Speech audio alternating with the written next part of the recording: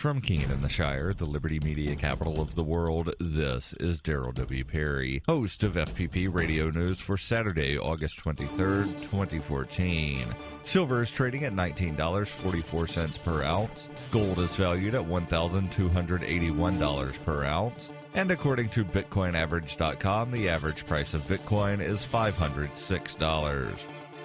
Antiwar.com reports, claiming the Ukrainian government was deliberately dragging out the delivery of 280 trucks full of humanitarian aid stalled in customs at the border with Russia. Russian President Vladimir Putin ordered the convoy to go in irrespective of Ukraine's wishes and deliver aid to civilians trapped in the eastern Ukrainian war zone. Reports out of Russia say that part of the convoy arrived in the sieged border city of Luhansk, setting up aid centers across the city, delivering food, water, medication, and even some electrical generators to the city. The rest is headed further south to the largest city of Donetsk.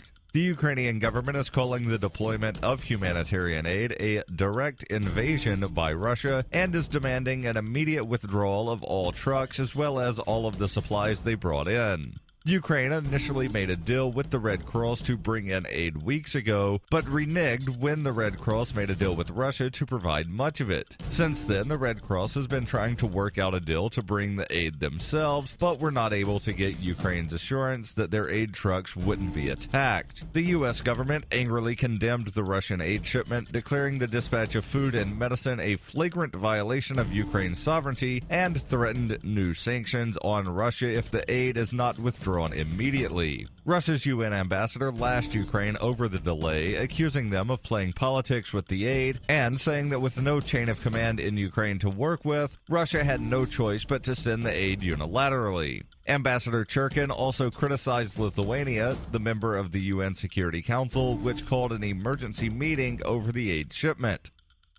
Hi, I'm Daryl W. Perry, and I need your help to take Peace, Love, Liberty Radio on the road. During the 104-day trip, I'll be visiting at least 10 cities across the country, speaking to people about the ideas of peace, love, and liberty, while simultaneously continuing to create daily liberty media. To find out more about the tour or to donate, visit GoFundMe.com/FPPCC. That's GoFundMe.com/FPPCC.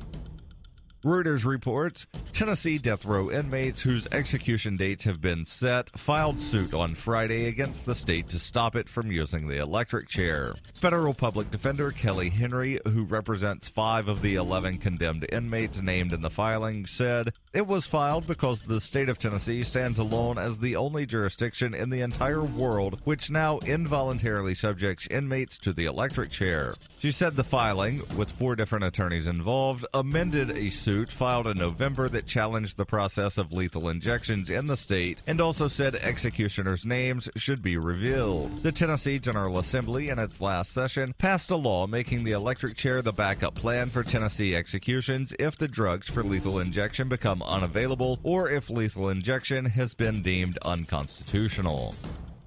FPP Radio News is brought to you by Roberts & Roberts Brokerage. For over 35 years, Roberts & Roberts has been a trusted source for buying and selling your investment-grade precious metals. They now take Bitcoin for purchasing precious metals so you can turn your profits into a long-term investment. Call Roberts & Roberts today for knowledgeable advice on investing. 800-874-9760.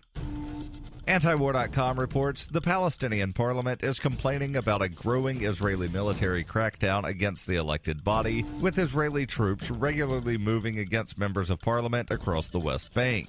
In theory, the parliament has 84 members, but 36 of them are in Israeli jails right now. Of the 36 detainees, 24 of them are being held under administrative detention, totally without charge. Khalida Jarrar, a member of parliament from Ramallah, one of the non-detainees, was woken up pre-dawn on Wednesday by Israeli troops who ordered her to relocate to Jericho. Israel claims she was inciting against Israel's occupation of the West Bank. Israel has been cracking down increasingly across the West Bank since the Gaza war began, labeling every public protest a riot and moving violently to crush any signs of dissent, particularly in East Jerusalem.